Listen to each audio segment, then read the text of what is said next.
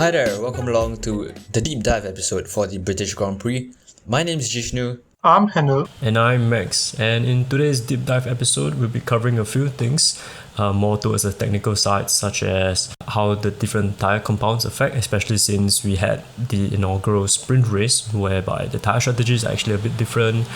We'll be talking about the intense accident between Hamilton and Verstappen, which resulted in Hamilton netting a penalty, as well as the 2025 engine regulations. So hopefully within this podcast you can listen to this on your drive back home or on your lunch break. You guys can get a better understanding of what F1 is like about.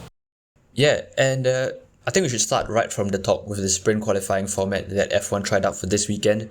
So for those of you who might not have heard of this, what Formula 1 did was to have the FP1 on a Friday as usual, and then they replaced FP2 on a Friday with the normal qualifying session. And then FP2 was moved over to Saturday, followed by the sprint qualifying that was held on the Saturday.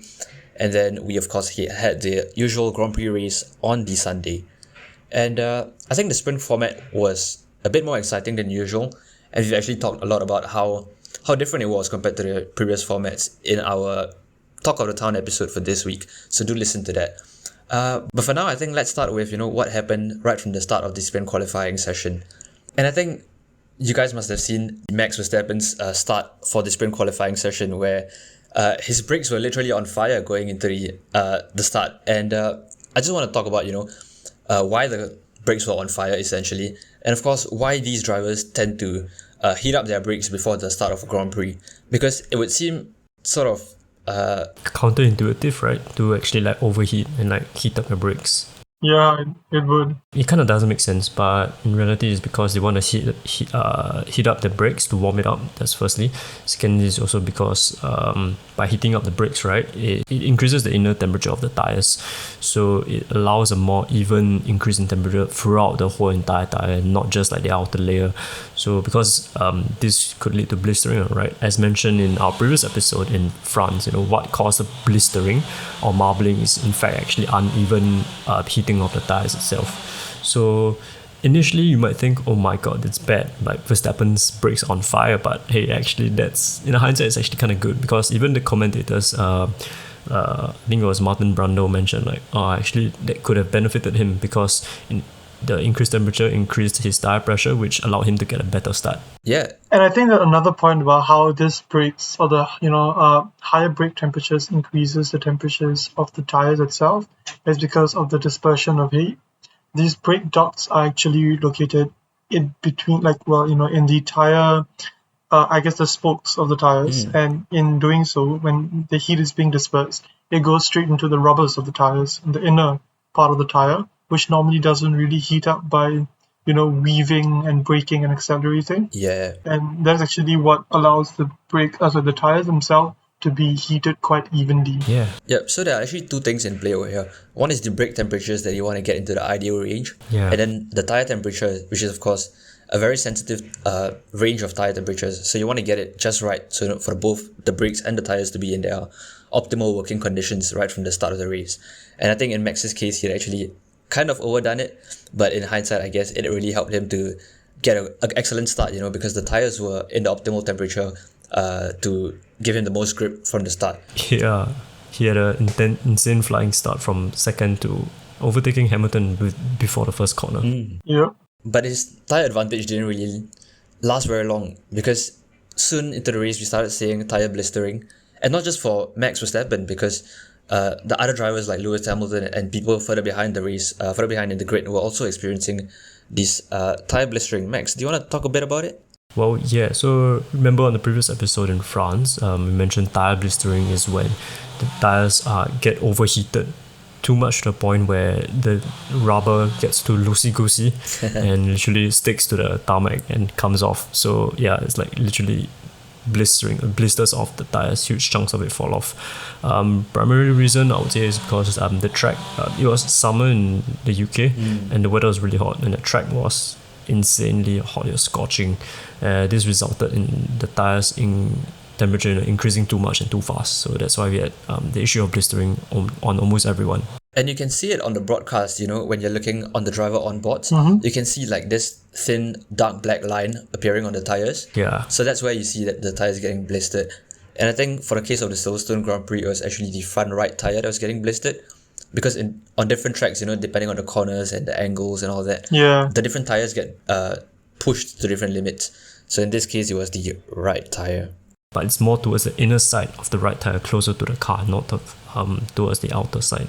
So I guess that's due to the cambering of the wheels, because they're cambered towards, they're angled towards the center of the car. Yep. And for anyone wondering what camber means, camber is actually the angle between the wheels and the the horizontal axis, which means the floor, for example. You can take it as a reference. So camber is always either towards the car or away from the car. Yeah. So moving on from the blistering of tires, everyone had this pertinent issue on, but we also had other issues faced by other drivers, right? For example, Sergio's incident. Yeah. I think it was quite funny to see him spin out like that, because I was having this conversation with my friend when we were watching the sprint qualifying about how on that corner on the F1 2020 game, I actually always managed to spin out, and right as I said it, Sergio Perez also spun out. Sorry. Coincidence? I think not. I think it was quite funny, but yeah. So actually, what exactly happened is that most drivers, when you're exiting the corner, want to maximize their exit speed, and in doing so, they actually try to put the throttle down and accelerate as quickly as possible. But the thing is, when you're trying to do this, you have to time it just right, because if you're coming out of the corner, you're not only carrying a lot of speed, but you're also carrying quite a bit of momentum. And if you accelerate quick enough, what will happen is that your wheels will spin a bit too much, and they will give way under you, and something called oversteering, I believe. In doing so, when your power actually exceeds the grip that the wheels provide, your car will spin out, and I think that's exactly what happened to Sergio Perez. But I'm actually quite surprised that he managed to handle it and not crash into the wall and get himself out. So I think props to him there. Yeah, I guess he went too hard on the throttle for a bit. And I think what that really shows is the sprint qualifying format has this element of risk, which is, if you push your car to the limit, you either have the opportunity to make up places, kind of like what Alonso did. He made up like 6 places in just like the first 2 sectors. But then at the same time, if you push it too much and you go over the limit, you're going to end up like Sergio Perez and lose way too many places. So yeah, that was really interesting to watch. And actually, just a quick note on also why Alonso was able to make up so many places, which is actually because he started on the soft set of tires, whereas most of the other drivers actually started on the mediums. And I think Alonso actually managed to get the tire temperatures into the right window, like we talked about earlier, and that really helped him to maximize the grip and the potential of the car in the first few corners especially. Yeah, actually that allowed him to propel himself like in the first few laps to a really solid position in the top, I think in the top 6 or top 7, I can't remember. But yeah, he suffered at the towards the end of the race as a result, because he didn't stop, he did bit, and the soft tires, as we all know, they degrade much faster. So there is a trade-off in a sense. Yeah, and well, now I think we should move on to the race, because that was a race that was full of action, and I guess incredibly controversial is the right word for that. Yeah, I wouldn't say full of action per se. I would say it's full of action for the first start, the first half of the race. After the second half, we kind of expected, we kind of knew what happened. But yeah, I think more than full of action, it was full of reaction. Yeah. Okay, let me just say, as like a Red Bull fan, I was devastated. All right, I was indeed. I know. Yeah. So, the whole Verstappen-Hamilton incident, we've really spoken out about our opinions and our thoughts on Talk of the Town episode. But so we're actually here to more discuss the technical side, who had the right to defend, who had the right to attack, and why was Hamilton given a penalty. So as a recap, both of them were going to Cops Corner right after the whole pit straight, and what happened was that Hamilton hit the rear right of Verstappen. Many argued that it was Hamilton's fault, but the three of us would agree that it's actually a racing incident. Yeah. Why? Okay, it's kind of complicated, I would say, because Verstappen during this whole period, Verstappen was in front of Hamilton, right? Yeah. So in that way, Verstappen has the right of way. He has the right to actually defend himself, defend his position, and Hamilton, being the second, he would of course want to attack because he saw an open spot there, right? He saw a gap. Yep. And obviously it's just really an unfortunate case of a racing incident, right? I'm sure you guys can agree with that. I think it's unfortunate, but I think it could have been prevented because I'll dive a little bit more into the technical aspect of it, and that is that being the leader at that corner, Max Verstappen actually, as Max rightly pointed out, he had the right to defend and choose his racing line. But the thing is that in a corner where there's no braking involved, there's actually two racing lines involved. Yeah. One that has the early apex and one that has the late apex. And both Lewis Hamilton and Max Verstappen were on their own racing lines.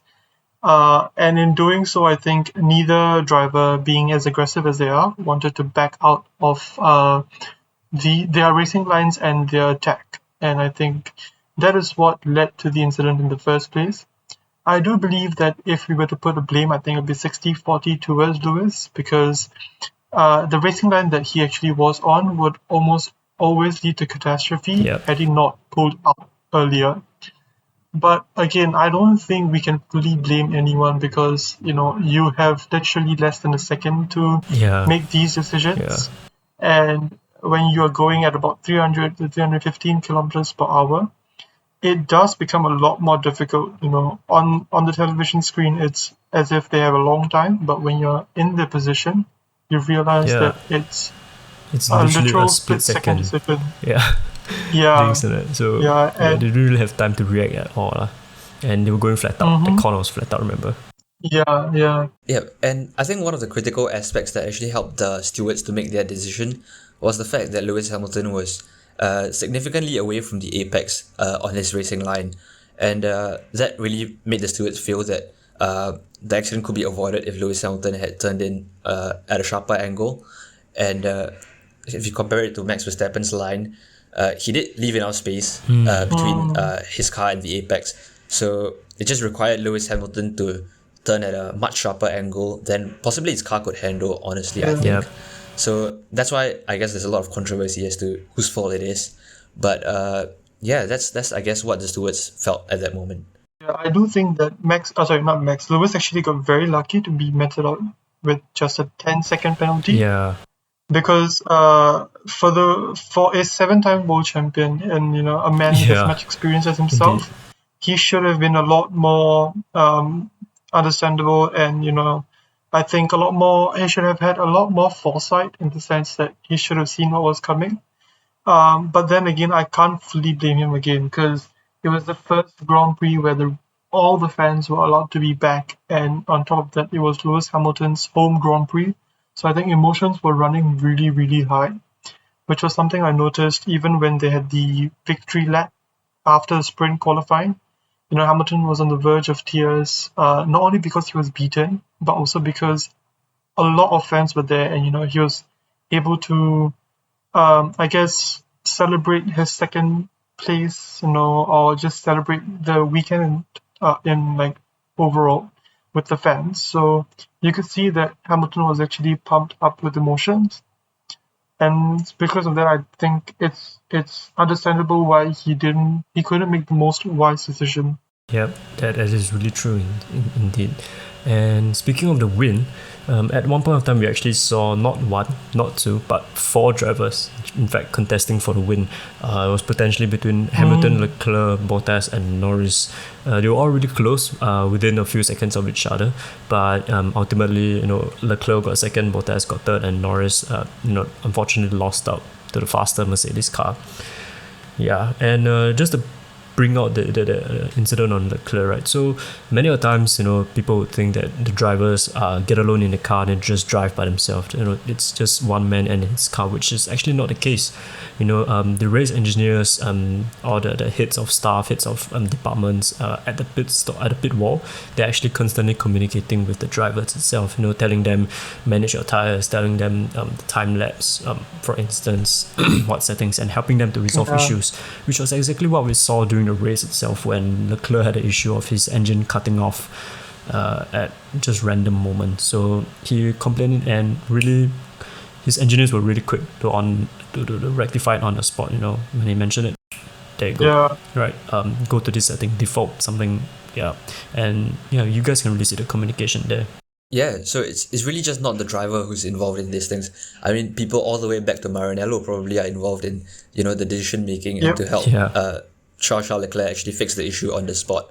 And also to Leclerc's credit, I think he did an amazing job to not just fix the issue, but to hold back a 7-time world champion for like a good number of laps while doing so. It was really, really solid. They were really solid for going for a solid win there.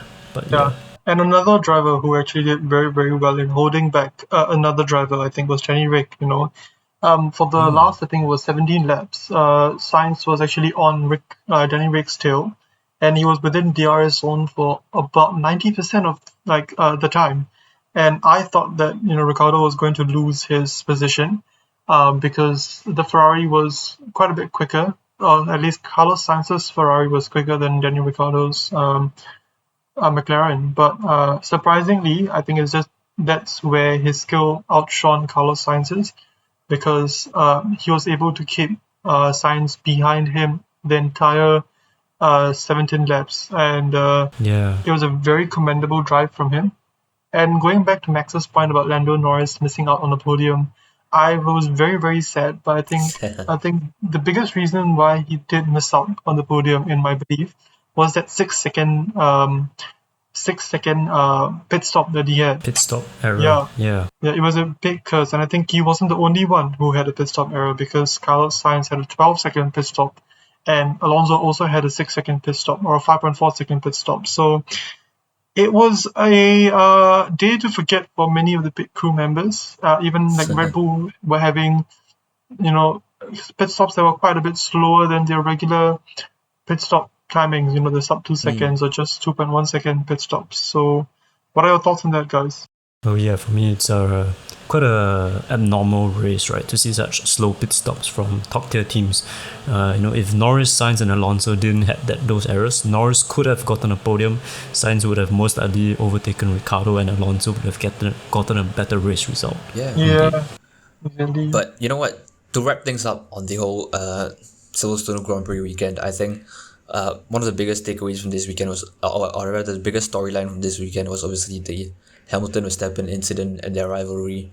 And like we mentioned earlier, and in our previous episode, in the Talk of the Town episode, it's not unusual for these drivers, especially championship leaders, to have these kind of accidents. But we all just hope that them and their fans can all stay positive and of course move on to the next races and enjoy F1. Yeah. And moving on enjoying F1, in 2025 there are proposed new engine regulations. So talk us through it, Jishnu. Yeah, so 2025 is set to be the year for the next set of engine regulation changes that are coming into action in Formula 1. So the previous one was actually in 2014, where they switched from the V8 engines to the V6 hybrid engines. And that was the switch that Formula 1 made because they were concerned about the road relevance of Formula 1 cars. So with the whole shift towards hybrid vehicles at that time, they were concerned that F1 might become more irrelevant to these automotive manufacturers. And so that's why they made that shift in 2014. And for this 2025 engine regulations, there's actually some big controversy and some major talking points about what the new engine should be like and whether it should even be an engine in the first place. So obviously, if you look at the car manufacturers that are in Formula 1, we've got Ferrari, Mercedes, Renault, and Honda. These guys would want greater use of electric power in the powertrains for Formula 1 because that's obviously what is relevant to the automotive industry, with the whole shift towards electric vehicles. So obviously they would want to have those regulations in place, but if you look at other teams like Christian Horner's Red Bull team, they actually want to have, you know, high revving engines and V12s and those kind of stuff that really make the sport exciting for the fans, in their opinion. So there's a lot of controversy. Bringing back the old engines. Yeah. But what do you guys think? Should we switch to electric power, or at least not only switch, but where should we be going in the general direction? Well, for me, I would love EV vehicles, primarily one because they are like the technology of the future and it's really exciting. But I still want to retain some form of the traditional internal combustion engine, because that's the identity of Formula One, isn't it? So yeah, I'd like to see like more electrical power and more technology from EVs being incorporated into F1, but still retaining the aspect of the traditional engine. Fair enough. I think I agree with Max in the sense that, you know, Formula One has always been the pinnacle of technological advancements, especially for the automotive industry. And since, you know, the entire automotive industry is heading towards electrical vehicles, I do believe that F1 should be heading that way as well. And, you know, hopefully one day in the future we'll have Formula One actually producing the most technologically advanced electrical engines that actually hold quite a bit of power. They're quite lightweight and they don't need to be recharged as often. Yeah. But actually, you know, I have almost never been I've never been a fan of, you know, the loud engine noises, and I actually really enjoy the sound of the Formula E car. You know, the very soft hum that it has. It sounds like it's really enjoyable. It's just a whir. It's not like a screaming. I prefer the screaming V8s or like the V10s. The electric engines are just a whir or like a shee. Yeah, I actually really never enjoyed the V8 and the V10 eras as many other fans, you know, to their dismay or to their horror. I'm more of an electrical guy, so I am looking forward to it. I think a lot of fans aren't, because I think I was looking at the press conference between Toto Wolff and Christian Horner after the Austrian Grand Prix, and a lot of the comments were saying exactly what Max said. You know, they want the sound back, and you know that's what the identity of Formula One is. But I think it's the same as the Halo issue in 2018, where everyone was complaining about how it made the cars look so ugly and so disgusting. But now, I think fans can agree that it is not only quite a good-looking car, but it also actually adds a lot of safety to the car itself. So I think it's something that the fans will learn to love eventually. Yep, indeed. And it's not just that on the new engine regulations, but also the fuel that they'll be using as well. So they intend to use biofuels to replace the current fuel that they have, and actually next year they intend to start implementing it. So Jishnu, what are your thoughts about it? Yeah, I think if you look at the bigger picture, the reason why all this is happening is because obviously environmental concerns are becoming a huge part of not just F1 but, you know, every other sport and every other industry in general. So if you look at that aspect, I think electrical powertrains are obviously more environmentally friendly, even compared to biofuels, because although they are ethically sourced, or not ethically sourced, but like environmentally friendly sources of fuel and stuff like that, the combustion process that happens on track still releases, you know, greenhouse gases and stuff. So it's not entirely free of environmental concerns, but it does fulfill that F1 fans' desire for sound and revving V10s. Yeah. Yep, while still maintaining the carbon neutrality goal that F1 are targeting towards. Yeah. So if you ask me, I would say, you know, maybe just leave it to the manufacturers to do what they want, so that we could have a mix of, you know, EVs and biofuels. That would be exciting. Yeah, I think that would be great. Yeah, and you know, we could be seeing like a McLaren on electric cars, and then maybe a Ferrari with a revving V12 again. It would be very interesting. Perhaps.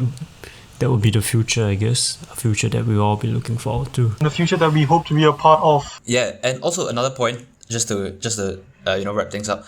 There are also conversations about other teams potentially joining F1 in the future. So the Volkswagen Group was actually involved in these talks after the Austrian Grand Prix, together with Formula One and the other teams. And if you guys know your cars, Volkswagen Group actually owns the brand names for Porsche, Audi, and Bugatti, and Bentley even. So we could be seeing some very exciting names in Formula One in the future. So, fans, we want to hear your opinions, your comments on, where F1 should be going for the future, and also which team you would like to see in Formula One in the future. Yep. And on that bombshell, that would be it for today's episode. Hope you guys will join us in the next episode. We'll be at Hungary. Yeah. All right. Thank you for tuning in, guys. This is... Oh, yeah. Bye-bye. Goodbye.